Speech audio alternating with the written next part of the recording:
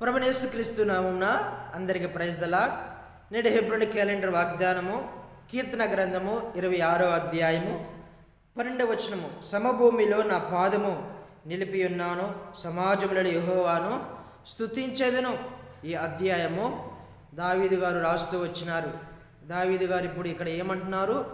నా పాదము నిలిపి ఉన్నాను, సమభూమిలో నా పాదము నిలిపి ఉన్నాను, సమాజంలో యెహోవాను స్తుతించేదాను అని సెలవిస్తున్నటువంటి మాటలు.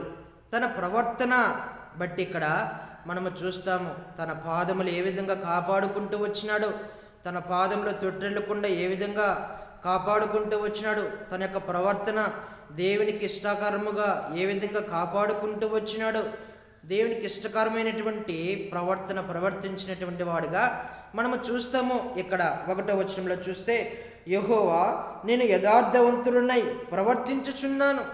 దేవునితో అంటున్నటువంటి మాటలు, యెహోవా నా ప్రవర్తన యథార్థవంతునై ప్రవర్తిస్తూ ఉన్నాను అని అంటున్నాడు. కాబట్టి అందును బట్టే తన యొక్క పాదము దేవునిలో నిలిపేటువంటిదిగా కనిపిస్తూ ఉంది.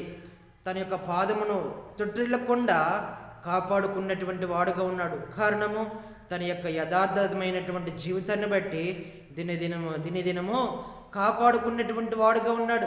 ఏ విషయాల్లో కాపాడుకున్నాడో ఆ విషయాల్లో కూడా సెలవిస్తూ ఉన్నట్టు వాడు.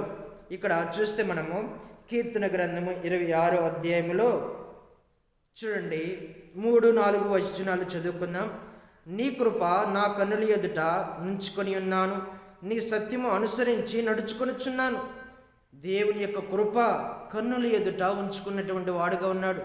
దావీదుని ఏ విధంగా దేవుడు కాపాడుతూ వచ్చినాడు, సౌలుకు కృపను ఏ విధంగా దూరము చేసి తర్వాత దావీదు యొక్క సంతానానికి నిరంతరము దేవుని యొక్క కృప ఏ విధంగా తోడుగా ఉన్నదో తన కన్నుల ఎదుట పెట్టుకొని ప్రవర్తిస్తున్నటువంటి వాడుగా ఉన్నాడు. మరిచిపోలేదు, దేవుని చేసినటువంటి మేలులను మరిచిపోలేదు. యెహోవా నా ప్రాణమా ఆయన చేసినటువంటి మేలులలో దేనిని మరువకము. తన ప్రాణముతో అనుకున్నటువంటి మాటలు, తన ప్రాణమును దేవునికి కృతజ్ఞతాస్తుతులు చెల్లించాలి, ఆరాధించాలి, స్తుతించాలని చెబుతున్నటువంటి మాటలు. కాబట్టి దేవుడు చేసినటువంటి మేలులు, దేవుడు చేసినటువంటి ఆశీర్వాదాలు మరిచిపోలేదు. కన్నుల ఎదుట తన యొక్క దేవుని యొక్క కృపను జ్ఞాపకము చేసుకున్నటువంటి వాడుగా ఉంటున్నాడు. నీ సత్యమును అనుసరించి నడుచుకుంటున్నాను, సత్యాన్ని బట్టి నడుచుకుంటూ ఉన్నాడు. మనకు 51వ కీర్తనలో చూస్తే, నీ హృదయ అంతరంగంలో సత్యం ఉండాలి అని దేవుడు సెలవిస్తూ ఉన్నాడు. నువ్వు హృదయ అంతరంగంలో సత్యంలో కోరుకున్నటువంటి దేవుడవు అని అంటూ ఉంటాడు. కాబట్టి హృదయ అంతరంగంలో ఏముండాలంట? సత్యం ఉండాలి. ఇక్కడ దావీదు గారి యొక్క హృదయంలో సత్యము కనిపిస్తూ ఉన్నది. మన హృదయాలలో అయితే సత్యము తప్ప మిగతా అన్నివి కనిపిస్తాయి. దురాలోచనలు, హృదయముల నుంచి వెలువడేటువంటివి దురాలోచనలు, కామకత్వములు, క్రోధములు, మత్సరములు, విభేదములు, అల్లరితోకున్నటువంటి ఆటపాతలు, అనేక రకాలుగా శరీర కార్యములు మన మీద ఏలుబడి చేసేటువంటివిగా ఉంటాయి. కానీ దావీదు గారు సత్యాన్ని బట్టి నడుచుకున్నటువంటి వాడుగా కనిపిస్తున్నాడు. తర్వాత పనికి మారిన వారితో నేను సాంగత్యము చేయను, వేషధారులతో పొందు చేయను, దుష్టుల సంఘము నాకు అసహ్యము, భక్తిహీనులతో సాంగత్యము చేయను, నిర్దోషిని నా చేతులు కడుగకొందను. యెహోవా నీ బలిపీఠము చుట్టూ ప్రదక్షిణము చేయుదును, అచ్చట కృతజ్ఞతాస్తుతులు చెల్లింతును. కాబట్టి చూడండి, దావీదు గారు ఏమంటున్నారు?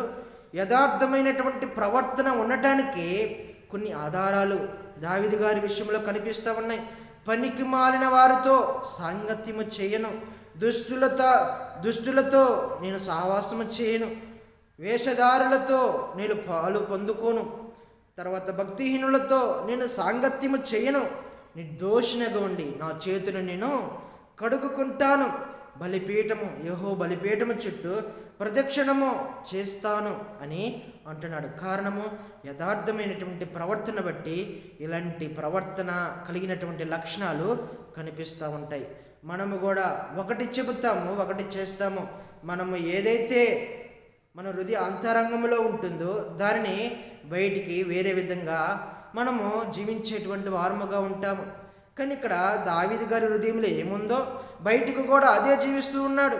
వేషధారణ లేనటువంటి జీవితంతో జీవిస్తూ ఉన్నాడు.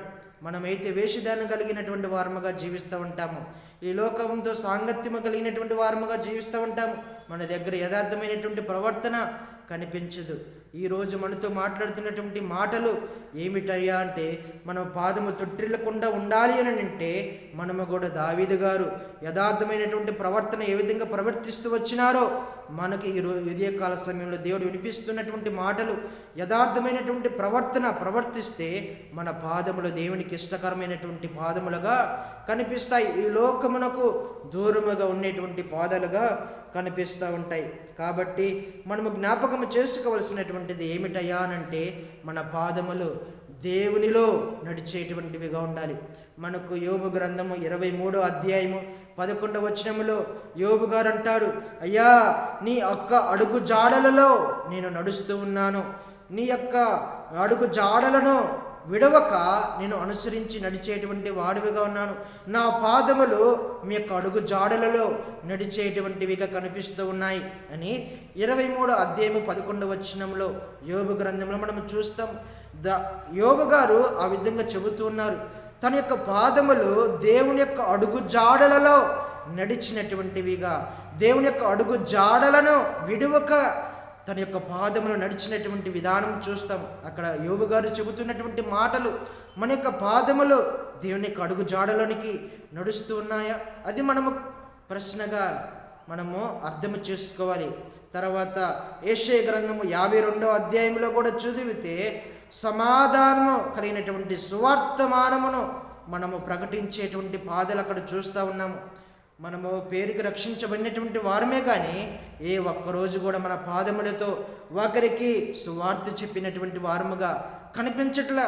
మనము నోరు తెరిచి మన పాదములు పని కట్టుకొని సువార్త నిమిత్తము బయలుదేరి కొంతమందిని రక్షించడానికి మనము బయటికి వెళ్ళినటువంటి పరిస్థితులు, రోజులు, నెలలు, వారాలు, సెకండ్లు కనిపించట్లేదు. మనము దేవునిలోని మన పాదములు కాపాడుకోవాలి అని అంటే మనం ఏమి చేయాలంటే సువార్తను మనం ప్రకటించేటువంటి పాదాలుగా ఉండాలి. తర్వాత మనకు 122వ కీర్తన 2వ వచనంలో చూస్తే, యెరూషలేమా నీ యొక్క పాదములు యెహోవా యొక్క గుమ్మములలో నిలిచేటువంటివిగా కనిపించాలి. మన పాదములు ఎక్కడ ఉండాలంట? యెరూషలేములో ఉన్నటువంటి గుమ్మములో యెరూషలేము యొక్క ప్రజలు ఏ విధంగా పెడుతూ వచ్చినారు, మన యొక్క పాదములు దేవుని యొక్క మందిరములలో, దేవుని యొక్క గుమ్మములలో మనము పెట్టేటువంటి వారముగా, నిలిపేటువంటి వారముగా కనిపించాలి. మన పాదములు దేవునితో, మన యొక్క పాదములు దేవుని యొక్క మందిరములో నిలిపేటువంటివిగా కావాలి. దేవుని మందిరానికి పరిగెత్తేటువంటి పాదములుగా ఉండాలి. దేవుని యొక్క పరిచయ నిమిత్తము పరిగెత్తేటువంటి పాదములుగా ఉండాలి. దేవుని యొక్క అడుగుజాడలలో నడిచేటువంటి పాదములుగా ఉండాలి. తర్వాత ఏమంటాడు దావీదు గారు 119వ కీర్తన 101వ వచనంలో, దుష్ట ఆలోచన కలిగినటువంటి మార్గము నుంచి నా పాదములు నేను తొలగించుకొని ఉన్నాను అని అంటాడు. మన పాదములు ఎలాగ ఉండాలంట?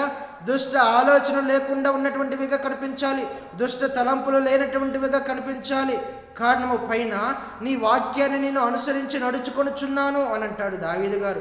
వాక్యాన్ని బట్టి నడుచుకున్నటువంటి వారముగా ఉండాలి. వాక్యములో మన పాదాలు నిలిచేటువంటివిగా కనిపించాలి. ఇలాగ లేకుండా మన పాదములు కొన్ని లేఖన భాగాలు కూడా ఉన్నాయి. ఆ లేఖన భాగాలు ఏమిటయ్యానంటే, మనకు సామెతల గ్రంథము 1వ అధ్యాయము 16వ వచనంలో మనకు కీడు చేసేటువంటి పాదములు పరిగెత్తుతూ ఉంటాయంట. నరహత్య చేయటానికి వారి పాదములు త్వరపడుచున్నాయంట. మనకు రోమపత్రిక 3వ అధ్యాయం 15వ వచనంలో రక్తము చిందించుటకు వారి పాదములు పరిగెత్తుచున్నవి అని మనకు అక్కడ కనిపిస్తూ ఉంటుంది. మన పాదములు ఏ స్థితిలో ఉన్నాయి? కీడుకు చేయటానికి పరిగెత్తుకునేటువంటి పాదాలుగా ఉన్నాయా? నరహత్య చేయటానికి ఇతరులకు కీడు చేసేటువంటి పాదములుగా పరిగెత్తుచున్నాయా? అనేక మంది రక్తమును చిందించటానికి, అనేక మందికి మనము నష్టాన్ని కొని తెచ్చేటువంటి వారముగా మన పాదములు పరిగెత్తుచున్నాయా? ఏ పాదములో ఉన్నాము మనము? కాబట్టి మనకు 1 సమూయేలు గ్రంథము 2వ అధ్యాయంలో మనకి 9వ వచనంలో కనబడుతుంది, తన యొక్క భక్తుల పాదములు తొట్టిల్లకుండా కాపాడుతాడు దేవుడు అని వాగ్దానం అక్కడ దేవుడు చేస్తూ వచ్చినాడు. కాబట్టి మన యొక్క పాదములు ఎలాగా ఉన్నాయి? భక్తులు కలిగినటువంటి పాదములు దేవుడు నిత్యము కాపాడుతాడంట. ఎలాగా? దేవుని యొక్క అడుగుజాడలో ఉన్నప్పుడు తన పాదములు కాపాడతాడు. దేవుని యొక్క సువార్త నిమిత్తము, దేవుని యొక్క పని నిమిత్తము ప్రయాసపడేటువంటి వారుగా ఉంటే వారి పాదములు కాపాడతారంట. తర్వాత వాక్యములో వారి పాదములు కాపాడతారు. ఈ లోకమాల్యం నుంచి వారి లోకమాల్యం అంటుకుండా వారి పాదములు కాపాడతాడంట. ఇలాగా తన యొక్క భక్తులను వారి పాదములు తొట్టిల్లకుండా కాపాడుతాడు. ఇలాగ కాకుండా భక్తులకు ఆపోజిట్గా భక్తిహీనతగా ఉంటే మనం ఇతరులకు కీడు తలంచేటువంటి పాదములుగా పరిగెత్తేటువంటి వారముగా ఉంటాము. ఇతరులకు అవమానము తలపెట్టేటువంటి వారముగా, ఇతరులను అనేక రకాలుగా హింసించేటువంటి వారముగా మన పాదములు పరిగెత్తేటువంటివిగా ఉంటాయి. లాస్ట్గా మనం చూస్తే మనకు కీర్తన భాగము 40 అధ్యాయములో 2వ వచనంలో నా పాదములు బండ మీద నిలిపి స్థిరపరిచి ఉన్నావు అని దావీదు భక్తుడు గారు అని అంటాడు. ఎక్కడ ఉన్నదంట దావీదు గారి పాదములు? దావీదు గారి పాదములు బండ మీద నిలిపి స్థిరపరిచినాడు. కాబట్టి ఈ ఉదయకాల సమయంలో మన పాదములు ఎక్కడ ఉండాలి అంట? బండ మీద నిలపబడినటువంటి పాదాలుగా, స్థిరపడినటువంటి పాదాలుగా కనిపించాలి. ఈ లోకమాల్యము అనేటువంటి పాదములు కాకుండా, నరకము కలిగినటువంటి పాదాలకు కాకుండా జీవ మార్గము వైపు పరిగెత్తేటువంటి పాదాలుగా ఉండాలి. కాబట్టి దావీదు గారు తన యొక్క పాదములను కాపాడుకుంటూ వచ్చినాడు, దేవుని స్తుతిస్తూ వచ్చినాడు. అలాగా యథార్థమైనటువంటి ప్రవర్తన కలిగినటువంటి వాడుగా ఉన్నాడు. కాబట్టి సమాజంలో యెహోవాను స్తుతించెదను. ఎవరు స్తుతిస్తారు? మనకు 1 పేతురు రాసిన పత్రిక 1వ అధ్యాయము 14వ వచనంలో నేను పరిశుద్ధుని గనుక మీరు కూడా పరిశుద్ధులై ఉండాలి. పరిశుద్ధత లేకుండా దేవుని చూడటము అసాధ్యము. పరిశుద్ధత లేకుండా దేవుని ఆరాధించడము అసాధ్యము. పరిశుద్ధత లేకుండా దేవుని మందిరంలో అడుగుపెట్టడము అసాధ్యము. పరిశుద్ధత లేకుండా దేవునిని ప్రార్థన చేయడము అసాధ్యము. పరిశుద్ధత లేకుండా మనం ఇష్టానుసారముగా ఈ లోకములో జీవించడానికి ఇష్టపడుతూ ఉంటాము. కానీ పరిశుద్ధత కలిగినటువంటి వారు పరిశుద్ధమైనటువంటి ప్రవర్తనతో ఆరాధించేటువంటి వారుగా ఉంటారు. ఇక్కడ దావీదు గారు తన యొక్క పరిశుద్ధతను మనకు జ్ఞాపకం చేస్తున్నాడు. యథార్థమైనటువంటి ప్రవర్తన కలిగినటువంటి వాడు కాబట్టి ఇప్పుడు దేవుని స్తుతించేటువంటి వాడుగా ఉన్నాడు. పరిశుద్ధమైనటువంటి ప్రవర్తనతో ఆరాధిస్తున్నటువంటి వాడుగా ఉన్నాడు. కాబట్టి మనము పరిశుద్ధత కలిగినటువంటి వారముగా ఉండి, మన యొక్క పాదములు పరిశుద్ధముగా ఉండి, సమాజంలో చేరి ఆరాధించేటువంటి వారముగా, స్తుతించే వారముగా ఉండాలి. మన దేవుడు పరిశుద్ధుడు. పరిశుద్ధమైనటువంటి పాదములతో, పరిశుద్ధమైనటువంటి ప్రవర్తనతో, పరిశుద్ధమైనటువంటి జీవితముతో, పరిశుద్ధమైనటువంటి సమర్పణ జీవితముతో మనము ఆరాధించేటువంటి వారముగా ఉండాలి. ఇలాగ మన పాదములు దేవునిలో నడిచేటువంటి పాదములుగా ఉండాలి. ఇలాగ లేకుండా ఉంటే మన పాదములు కీడును, అనేక మందికి నష్టాన్ని తీసుకొచ్చేటువంటి పాదములుగా ఉంటాయి. ఈ ఉదయకాల సమయంలో నా పాదాలు ఏ స్థితిలో ఉన్నాయి? దేవునికి ఇష్టకరమైనటువంటి పాదములుగా ఉన్నాయా? లేకపోతే మన ఇష్టానుసారమైనటువంటి పాదములు ఇతరులకు కీడు, నరకానికి కలిగినటువంటి పాదాలుగా ఉన్నాయా? ఈరోజు మనము జ్ఞాపకము చేసుకోవాల్సినటువంటి అంశము. కాబట్టి మన పాదాలు, అయ్యా నా పాదాలు ఎలాగా లోకమాల్యముతో ఉన్నాయి, అనేక మందికి నేను కీడుగా ఉన్నాను, అనేక మంది నేను మోసపరుస్తున్నాను, అనేక మంది నేను ఇబ్బంది పెడుతున్నాను అనే తప్పులను ఒప్పుకొని నీ యొక్క పాదములు కడుగుకొని పరిశుద్ధమైనటువంటి పాదాలతో దేవుని మందిరములో చేరి ఆరాధించేటువంటి బిడలముగా ఉండాలి. వాక్యమైనటువంటి ప్రతి ఒక్క కుటుంబంలో ఇలాగ దేవుడు కార్యము చేసి దీవించి ఆశీర్వదించును గాక. ప్రార్థన చేసుకుందాం. పరిశుద్ధుడా, ప్రేమగల తండ్రి, మీ పరిశుద్ధ నామమును బట్టి వందనాలు, స్తోత్రాలు చెల్లిస్తున్న మా ఈ ఉదయకాల సమయంలో మాతో మాట్లాడినటువంటి ప్రతి లేఖన భాగాన్ని బట్టి వందనాలు, స్తోత్రాలు చెల్లిస్తున్న ప్రభా. మా పాదములు ప్రభా పరిశుద్ధమైనటువంటి పాదములుగా ఉండి మీ యొక్క గుమ్మములలో ప్రభా నిలిపేటువంటి వారముగా, ఆరాధించేటువంటి వారముగా, పరిశుద్ధమైనటువంటి పెదవులతో ఆరాధించేటువంటి వారముగా మమ్మల్ని సిద్ధపరచండి ప్రభా. ఈ లోకము కలిగినటువంటి పాదముల నుంచి మమ్మల్ని తప్పించండి.